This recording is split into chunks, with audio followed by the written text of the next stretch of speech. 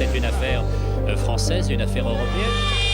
Le plaisir qu'on a de vivre dans une démocratie. L'important, c'est d'avoir vécu un moment ensemble. Depuis 1997, dans le pays de Bitche, depuis 2005 à Sarreguemines et Sarralbe, des JRI sillonnent l'arrondissement pour relater l'info locale. Des heures d'archives ont ainsi été enregistrées sur des cassettes, des DVD, des disques durs et des serveurs. La mémoire audiovisuelle du territoire.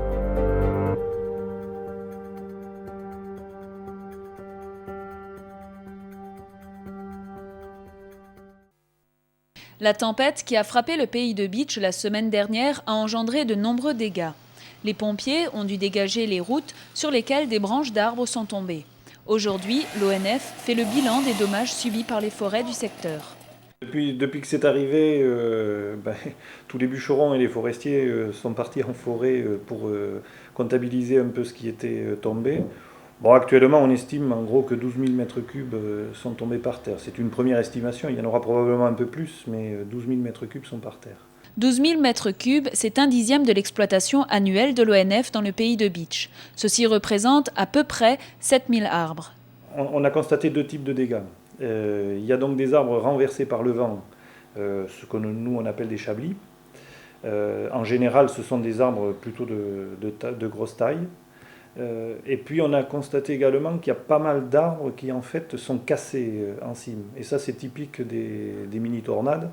C'est-à-dire le vent est tourbillonnant et en fait il prend le houppier et il le tord et ça fait que l'arbre, en fin de compte, il est cassé, il reste une chandelle et puis le houppier est par terre. Pour les 50 bûcherons de la division de Bitche se posent plusieurs problèmes. La première difficulté, ça va être d'accéder sur les parcelles. Bon, ça, actuellement, tous les bûcherons sont en train de travailler pour libérer les axes d'approche de tous les lieux où il y a des dégâts. La deuxième difficulté, ça va donc être d'exploiter les arbres. Alors, c'est une exploitation qui est beaucoup plus difficile que quand les arbres sont sur pied, parce que ils sont enchevêtrés, il y a des tensions beaucoup plus fortes, et donc c'est beaucoup plus dangereux en fait à exploiter. Donc là, on a effectivement tout un programme de sécurité à mettre en place avec nos bûcherons, pour d'une part prévenir ce type d'accident, qui est prévisible en fait, parce qu'on sait très bien qu'il y a des tensions beaucoup plus fortes sur les bois tombés, il y a des enchevêtrements, donc il y a un certain nombre de précautions. Alors tout ça va nous amener à faire une exploitation lente. Même si les dégâts sont spectaculaires à certains endroits, on est loin d'atteindre ceux de 90. C'est-à-dire donc on a déjà eu à faire face à ce genre de problème. Là, le problème était beaucoup plus important, mais on était en pleine période d'exploitation, c'était au mois de février. Donc, pour ce qui est de la qualité des bois, pour ce qui est de l'écoulement, c'était quand même plus simple. Mais la quantité était tellement énorme que là aussi, il faut savoir quand même que la tempête est arrivée en 90, il y a des parcelles qu'on a fini le problème, on a fini de le régler pratiquement 6 ans après, quoi. Ça a mis 6 ans pour arriver à cicatriser l'ensemble de ces choses-là. Ce genre d'événement exceptionnel perturbe les plans de gestion de l'ONF, qui doit maintenant adapter sa politique d'exploitation en tenant compte de ce croche-pied de la nature. On a deux sentiments en fin de compte par rapport à ça. Il y a un premier sentiment qui est effectivement rageant dans la mesure où tout le travail qu'on a engagé, toute la réflexion qu'on a menée sur un certain nombre de peuplements se voit là un peu anéanti, quoi. Donc on a le premier réflexe, c'est de se dire, mon Dieu, qu'est-ce qu'on a fait pour avoir ça? Donc on est un peu abattu. Et puis bon, il y a un deuxième sentiment et qu'on garde quand même toujours présent, parce que nous on travaille avec la nature, c'est que la nature on ne la domine pas. Donc nos plans de gestion sont là pour essayer de faire en sorte que la gestion soit la plus proche de la nature, mais la nature a des caprices, elle a des sautes d'humeur, et on se remet un peu à notre place, quoi.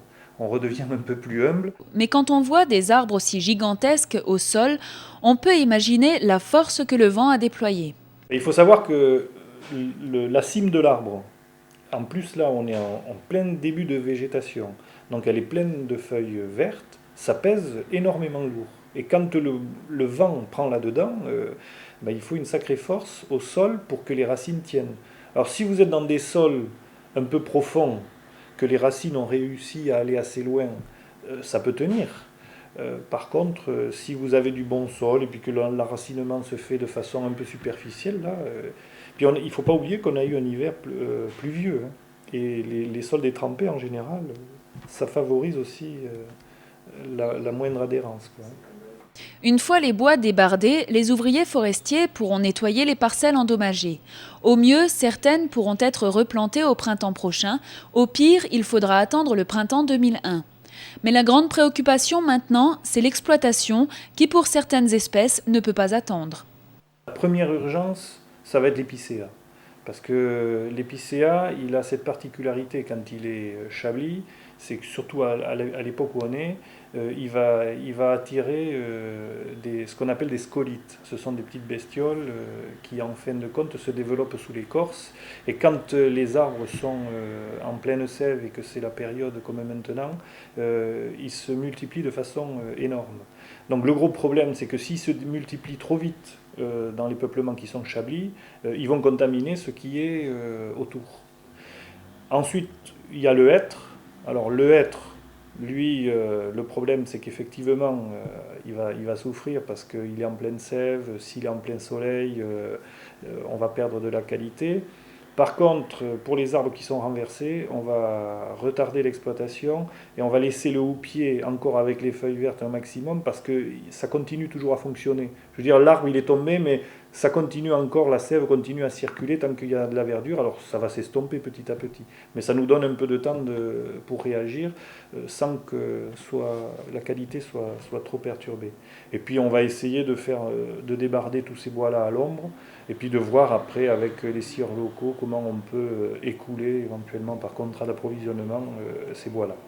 En attendant que tous les chemins soient dégagés et que la nature cicatrise ces blessures, la plus grande prudence est demandée aux promeneurs qui souhaitent traverser ces forêts. Non, je crois qu'il faut faire attention. Il faut observer ce qui se passe dans les houppiers actuellement. Il faut faire attention. Parce qu'il y a pas mal d'arbres qui doivent avoir eu des branches cassées qui ne sont pas forcément tombées. Donc c'est de la prudence, un peu d'observation. Regarder un peu en l'air ce qui se passe. Et puis s'il y a du vent qui se lève, éviter d'aller en forêt. Ça peut attendre un peu. Chaque année, pour la fin du printemps, l'Interassociation d'Aigues-Sarthe nous invite à sa célébration du solstice d'été, autrement dit à son feu de la Saint-Jean. Avec l'autorisation de l'ONF, de la division de Bitche, l'équipe de bénévoles a pu prélever des épicéas bostrichés ou blessés par les cerfs, abattant ainsi les 45 stères de bois nécessaires à la construction du bûcher. Défaits de leurs branches, les arbres sont chargés et ramenés au village où ils seront brûlés au soir du 19 juin. Ériger un bûcher, cela ne s'improvise pas. Une telle construction s'avère être une opération délicate qui demande l'aide de la population.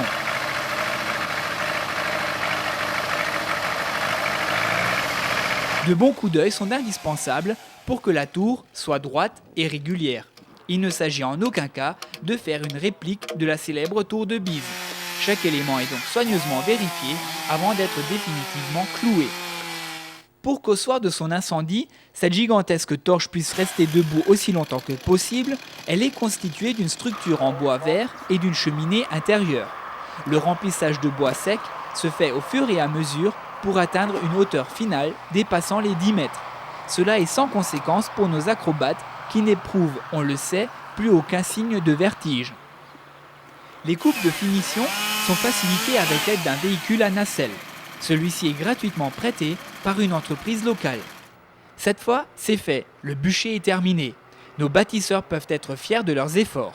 Quelques secondes de pause devant la caméra et le moment de bonheur est immortalisé.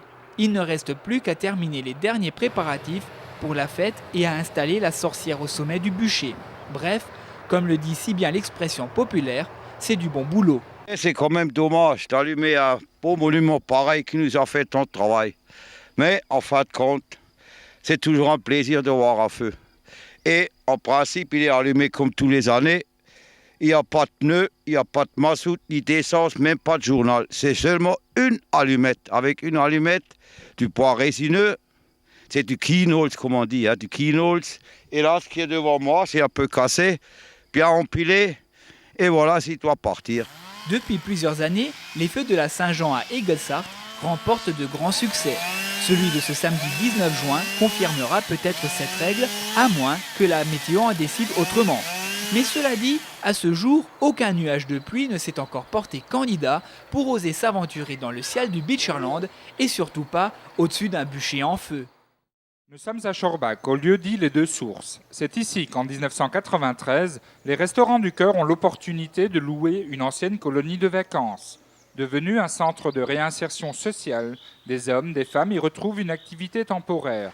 Objectif, leur permettre de retisser des liens avec la micro-société. Les activités proposées, jardinage, petit élevage et bûcheronnage. Le tout complété en hiver par la fabrication d'objets en bois et des tâches ménagères telles que couture, lingerie et cuisine. Actuellement, 15 à 20 personnes sont employées sur le site. Elles sont suivies par des bénévoles ou des salariés du domaine social. Même si le centre des Deux Sources à Schorbach a permis aux restos de développer considérablement leur action, aujourd'hui un besoin nouveau se fait sentir. Un besoin qui a fait l'objet de l'élaboration d'un projet nouveau. Donc c'est un projet double. C'est-à-dire que d'abord c'est un projet, l'insertion par le travail. Comme vous avez bien dit avant, il y a des gens qui travaillent. C'est vrai que nous sommes là depuis quelques années, qu'on fait des jardins, du petit élevage. Mais à cette activité s'ajoute maintenant le volet logement. Effectivement, nous souhaitons donc réhabiliter ces locaux et en faire 12 logements pour des personnes seules, isolées, enfin exclues. Ça va, il pleut plus, on est bien. On est bien dans le jardin, on prend l'air. Prenez l'air. Les Restos du Cœur ne seront pas pour autant les propriétaires des locaux. Un organisme d'HLM est en cours d'achat des bâtiments. Les restos assurant dans le futur uniquement sa gestion. Pour Marianne Linger, proposer en parallèle aux activités déjà existantes des logements est une réponse à un besoin bien ressenti. De plus en plus de gens seuls qui, pour une raison ou pour une autre, se retrouvent sans logement et se retrouver ici dans un cadre que j'appellerais peut-être pension de famille, où finalement ils peuvent être logés et avoir un petit travail à côté. Je pense que c'est un peu la finalité de tout ce projet. Un projet estimé à 2,5 millions de francs pour des espérances de financement extérieur d'1,4 million. Voilà une des raisons qui a poussé Philippe Leroy, président du Conseil général, à poursuivre sa visite jusqu'aux Deux Sources à Schorbach. Rien ne valant un constat sur le terrain pour se rendre compte de la pertinence et de la viabilité du projet. Et ça serait à quel endroit les logements là? Eh ben, c'est ceux-là qu'on réhabilite, oui, c'est ça. Hein. Oui, oui. Et il y a ça et pas l'autre. Comment pas l'autre? Pas l'autre, non. Philippe Leroy est un homme qui connaît bien les Restos du Cœur pour s'y être lui-même fortement impliqué dans sa ville de Vic-sur-Seille. Le projet ici à Schorbach est néanmoins novateur pour le président. C'est une nouveauté. L'aventure des Restos du Cœur continue. Les Restos du Cœur approfondissent leur mission. Et quand on approfondit les missions et quand on les diversifie, il faut être prudent. Les chaussures. Alors après, ça, si je vais avec des chaussures pleines de terre à Beach, ils vont dire que... Et on voudrait simplement vérifier avec Madame Linger, avec les Restaurants du Cœur, que ce projet ne les mettra pas en difficulté. Il faut assurer les équilibres financiers. Prudence fut le maître mot de Philippe Leroy. Pendant sa visite, il n'a pas hésité à discuter avec les personnes en situation d'insertion sociale. Il a pu mesurer l'importance du travail déjà fourni par Marianne Linger et son équipe. Le projet de restauration du bâtiment a retenu son attention. Il a fait comprendre, avant de partir, qu'il y apportera son soutien. Allons-y prudemment, mais le Conseil général a toujours été derrière les Restos du Cœur et pas de raison qu'on s'arrête. Il faisait déjà beau ce matin aux Deux Sources à Schorbach. Depuis le passage de Philippe Leroy, le temps s'est littéralement mis au beau fixe. Une nouvelle bataille est en train d'être gagnée ici à Schorbach par les Restos du Cœur du pays de Beach. Depuis le 25 mars dernier, le musée du verre et du cristal à Meisenthal abrite une exposition consacrée à l'art nouveau. Une exposition inaugurée par le ministre de la Culture et de la Communication, Madame Catherine Trottmann.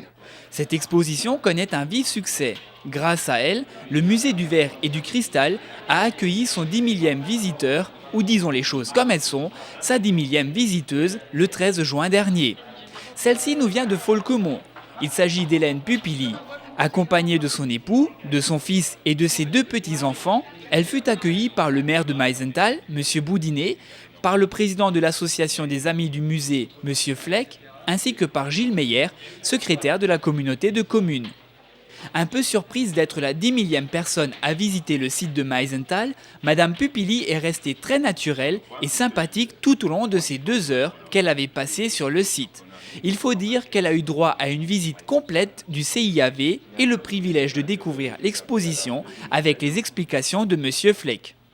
Madame Pupilly n'est pas repartie les mains vides. Elle s'est vue remettre le catalogue et l'affiche officielle de l'exposition ainsi qu'un coffret contenant 2 macs de couleur bleu clair de lune, couleur créée dans les ateliers d'Émile Gallet il y a un siècle à Meisenthal et que le CIAV a repris à l'occasion du 100e anniversaire de l'école de Nancy.